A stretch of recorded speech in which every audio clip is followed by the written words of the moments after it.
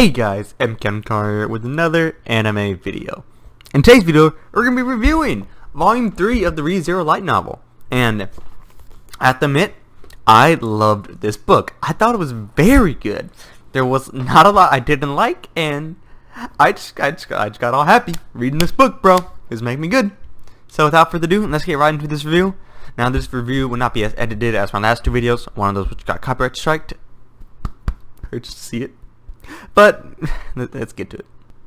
I think the first thing that's just really good about this volume is the art. I know I'm probably going to be saying this every time I review one of these volumes on the weekly basis for how long I do it.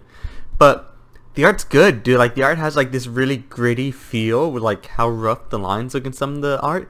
And I think the characters have really good designs.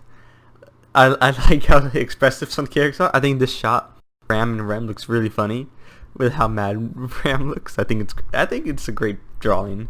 Like, I think the art's pretty solid. I like Beatrice in this volume. We'll talk about her later. I like how Subudi is with the kids in the volume. We'll probably talk about that later.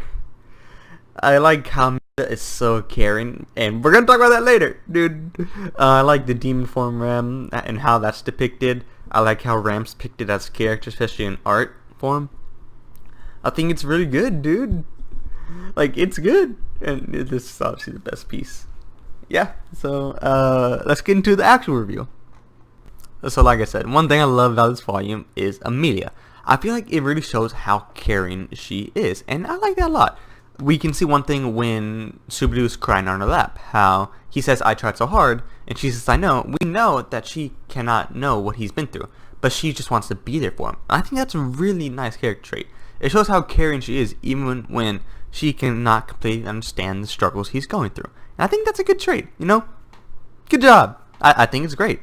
And I think the fact that no matter what, she wanted to go help Subudi and Rem in the forest when she found out, but she was tied to a freaking chair by Beatrice, I think. I think that's awesome to show how caring she is, because she's a good character, and I like her.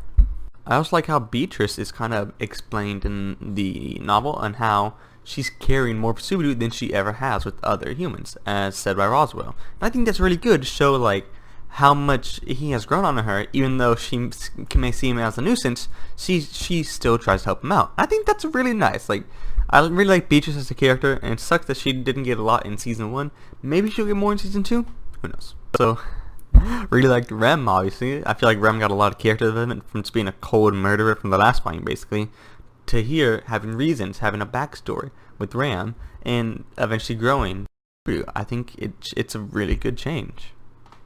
And I think the scene where she calls Subudi demon might be the best scene in the novel. It's really good. And how Ram, without a second's notice, went after those demons who might have hurt Subudi. I think that's really good. We like her. Best girl, Rem. I really enjoy Subudi in this novel.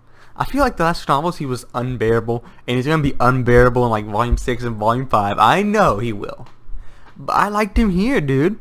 He wasn't selfish. He was trying to figure out how to protect everybody from the shaman, and I think that's good when he's not only thinking about himself, which he still is, but still trying to help everybody else, and while not being a jerk about it. I think that's really good, and he just was not a jerk. This novel, I know he's gonna go back to being a jerk, but right here, he was cool. And I liked the plot. I thought the plot was really good with the shaman being the dog. I thought that was a really good reveal, and I like how no matter what, Subudi went after them. I also like how Ram has a little disability basically without her horn, because she has practically no stamina. And I think that's really good, because it shows that losing your horn for a demon means a lot. Is what I'm trying to say.